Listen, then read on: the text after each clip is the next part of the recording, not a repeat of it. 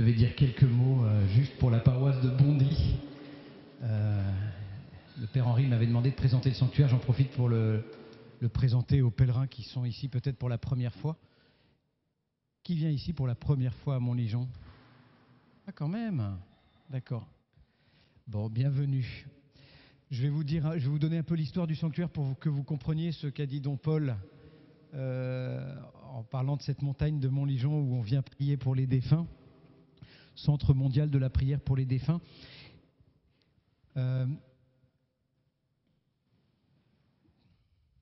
Ici, il n'y a pas eu d'apparition dans ce sanctuaire. Enfin, pas officielle. En revanche, ce sanctuaire est le fruit d'une intuition qui n'a pu être que l'œuvre de l'Esprit Saint, qui a été donnée à l'abbé Paul-Joseph Buguet, qui était prêtre de la chapelle Montligeon, prêtre de la paroisse de la chapelle, la petite église que vous avez vue, que vous avez peut-être vue dans le centre du bourg.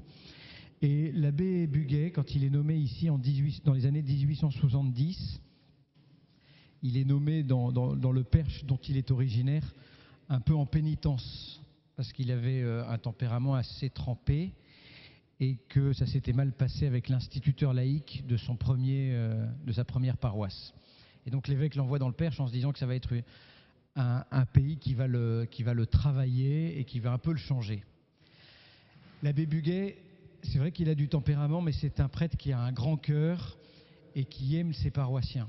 Et quand il arrive à Montligeon, dans les années 1870, la chapelle Montligeon est un village pauvre, avec un exode rural, avec l'industrialisation qui fait que les hommes quittent les campagnes pour aller travailler dans les villes et laissent finalement leur famille, les enfants, leurs épouses, pour aller travailler dans les villes. Il y a des séparations dans les familles, ils ne vivent pas toujours dans des conditions convenables. On le rencontre dans de nombreux pays encore.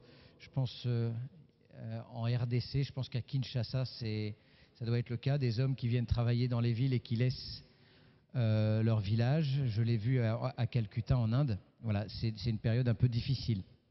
Et donc, l'abbé Buguet, quand il arrive ici, son premier désir de prêtre, c'est de s'occuper de ses paroissiens et de leur donner du travail. Je dis, si je veux les garder ici, il faut que je leur donne du boulot, il faut qu'ils puissent vivre décemment à la chapelle Montligeon. Et cet homme qui a plein d'idées va lancer 3 entreprises qui vont toutes se casser la figure. Mais il persévère. Il va construire une ganterie, une fabrication de gants, une dentellerie, et toutes ces tentatives finalement vont se solder par un échec. Et même au moment où ça va décoller, il va être rattrapé par la concurrence. Il faut dire, alors je vous le redis, on l'oublie trop souvent, mais il faut être fier de ce qu'a fait l'Église au XIXe siècle pour les travailleurs. Au XIXe siècle, le travail, c'est un lieu de souffrance terrible. Il y a le travail des enfants, il n'y a pas de syndicat, il y a des conditions de travail terribles, et l'Église va se mobiliser. Les prêtres vont s'engager pour l'ouvrier. Les patrons chrétiens vont fonder des syndicats pour les ouvriers. On va apprendre à lire aux ouvriers. On va fonder des mutuelles. L'Église va faire un travail énorme pour prendre soin des gens au travail. Et l'abbé Buguet fait partie de ces catholiques sociaux qui se disent mais comment donner aux travailleurs des conditions de vie correctes? Et il vit ces 3 échecs. Et parallèlement à cela, l'abbé Buguet, son cœur de prêtre et son cœur d'homme va être touché par des deuils. Il va perdre successivement son frère et ses nièces qui vont mourir de chagrin suite à la mort de leur père. Et l'abbé Buguet est travaillé par cette question de l'au-delà, de ce que deviennent nos défunts. Et il va créer une petite œuvre de prière pour prier pour les âmes du purgatoire.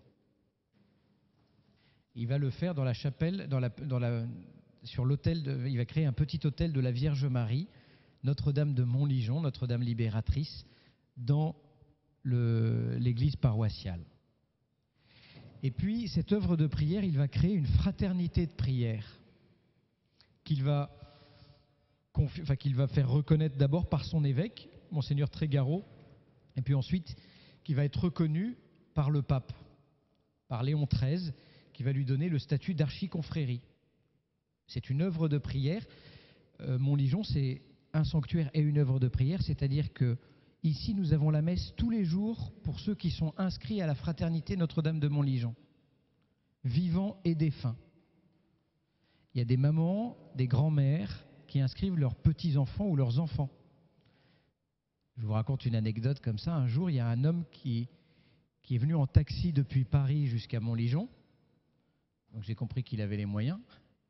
En fait, il venait des États-Unis. Et il m'a montré, il avait 60 ans, et il m'a montré un bulletin d'inscription qu'il avait retrouvé dans les papiers de sa mère parce que sa mère, à sa naissance, l'avait inscrit à la fraternité Notre-Dame de Montligeon. Et je peux vous dire qu'il a été très ému quand je lui ai dit votre maman vous a inscrit dans cette œuvre de prière. Vous avez tous les registres depuis la fondation qui sont là-bas. Vous avez le livre de vie de ce qu'on appelle le livre de vie. C'est le livre de tous les inscrits à la fraternité. Et tous les jours, la messe perpétuelle est célébrée pour les vivants et les défunts inscrits à la fraternité. Il y a Johnny Hallyday qui a été inscrit.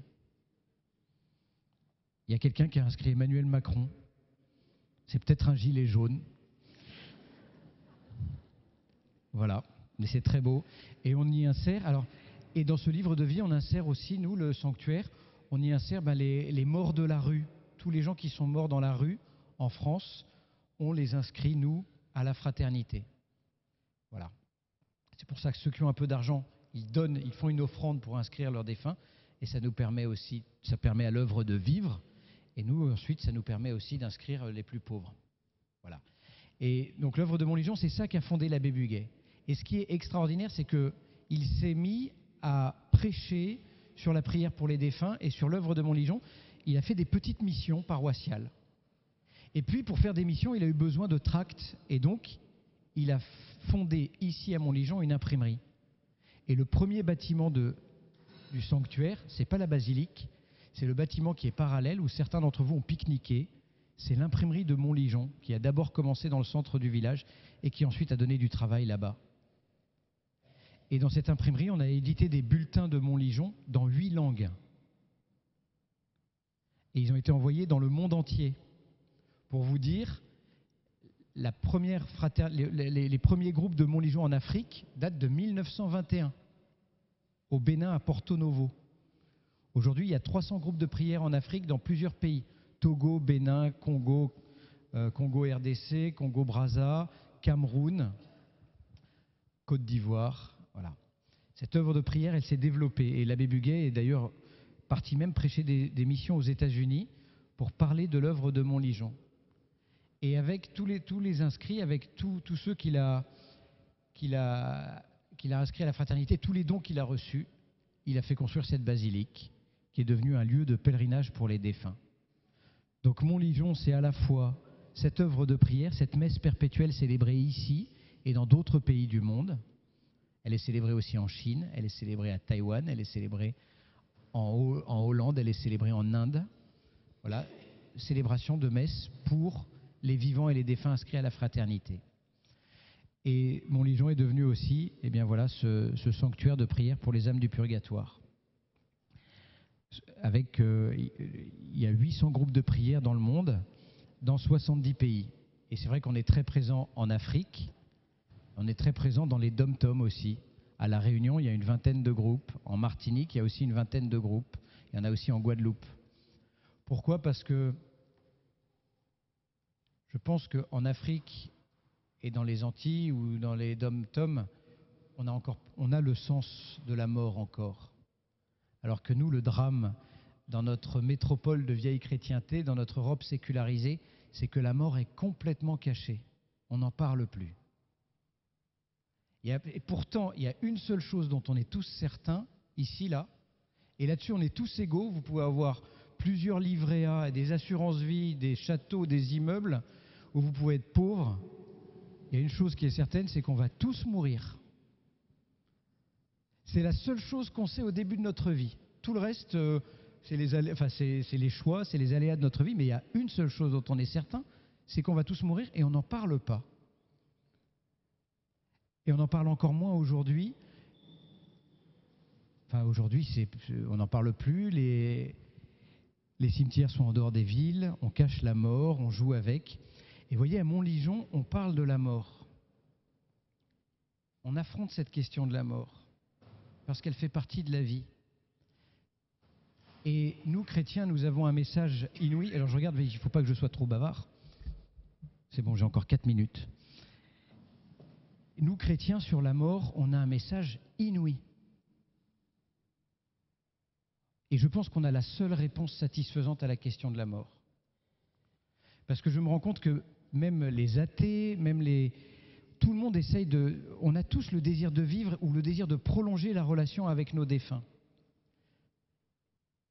Et nous croyons à la résurrection. Nous croyons à cet événement qui, il y a 2000 ans, que le Christ est ressuscité. C'est fou. Cette basilique, elle n'a aucun sens si le Christ n'est pas ressuscité. Votre présence ici en pèlerinage n'a aucun sens si le Christ n'est pas ressuscité. S'il n'est pas ressuscité, laissez tomber. Les morts, c'est fini. Il n'y a plus de relation, ils sont tombés dans l'oubli. Et nous, chrétiens, face à cette question de la mort, nous avons cette espérance que la mort n'est pas la fin de tout, qu'elle a été transformée par Jésus. Alors je vais pas être trop bavard parce que Don Paul va peut-être vous en parler, mais que même la mort pour nous, c'est une bonne nouvelle. C'est fou, hein ? C'est saint François d'Assise qui dit que la mort est devenue notre sœur, la mort. Parce que la mort, c'est devenu le lieu de la rencontre avec Dieu. Dans la mort, nous ne sommes plus seuls. C'est saint Paul qui dit « Je désire m'en aller pour être avec le Christ, mais à cause de vous, il faut que je reste là. » C'est saint Ignace d'Antioche qui marche au martyr et qui dit « Laissez-moi y aller. Ne m'empêchez pas de goûter cette joie de rencontrer le Seigneur. » Donc la mort a été transformée par Jésus. Elle est devenue non pas le lieu du néant, mais le lieu de la rencontre.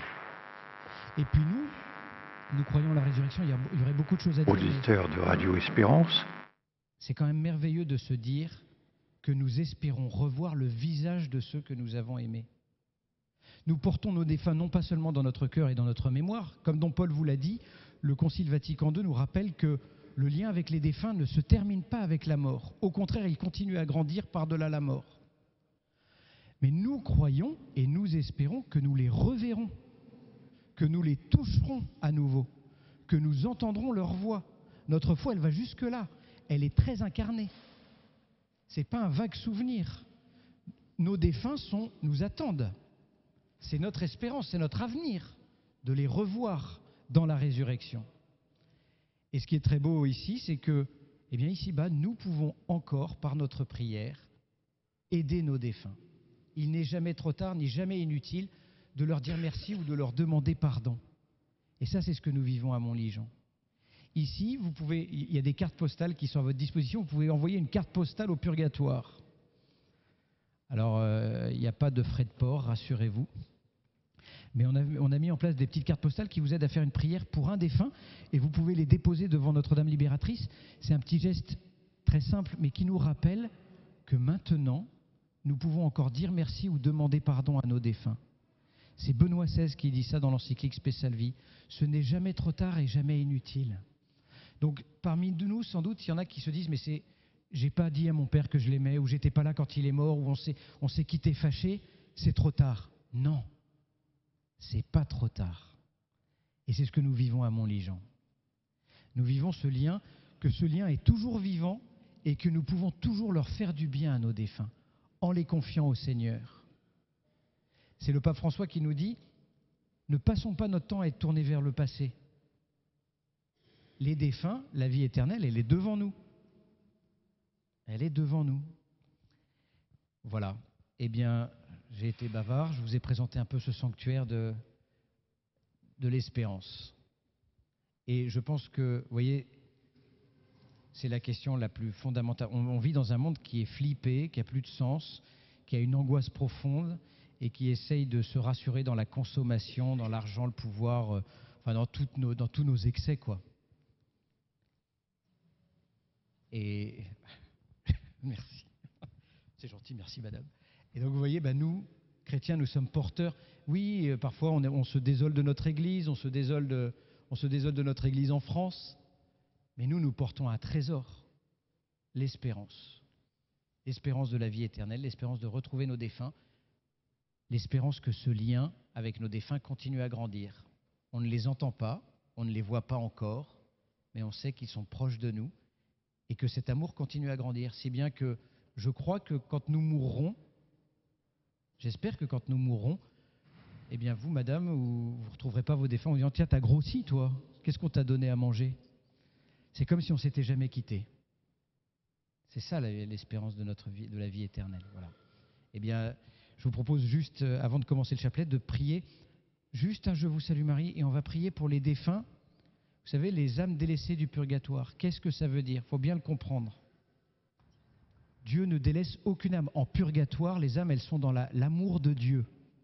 Elles sont dans la grâce, elles sont dans l'Église. Dieu ne délaisse pas les âmes au purgatoire. Il les aime. Les saints du ciel prient pour les âmes du purgatoire. Elles ne sont pas délaissées. Qui délaisse les âmes du purgatoire ? C'est nous. Et c'est une œuvre de miséricorde de prier pour elles. Eh bien, vous êtes tous venus confier des défunts. Eh bien, on va confier les défunts pour qui personne ne prie. D'accord ? Et c'était une certitude de l'abbé Buguet, c'est qu'en priant pour eux, ils prient pour nous. C'est un échange. Et c'est le catéchisme de l'Église catholique qui dit ça. Notre prière pour eux peut non seulement les aider, mais rend efficace leur intercession pour nous. C'est la communion des saints. Donc on va prier pour ces âmes-là, en les confiant au Seigneur, en disant au Seigneur, allez, ouvre grand les portes du ciel pour que toutes ces âmes, Seigneur, entrent auprès de toi. Et nous allons prier Notre-Dame libératrice. Je vous salue Marie, pleine de grâce. Le Seigneur est avec vous. Vous êtes bénie entre toutes les femmes, et Jésus, le fruit de vos entrailles, est béni. Sainte Marie, Mère de Dieu, priez pour nous pauvres pécheurs, maintenant et à l'heure de notre mort.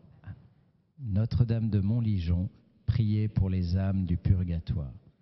Porte du ciel, priez pour nous. Au nom du Père et du Fils et du Saint-Esprit. Amen.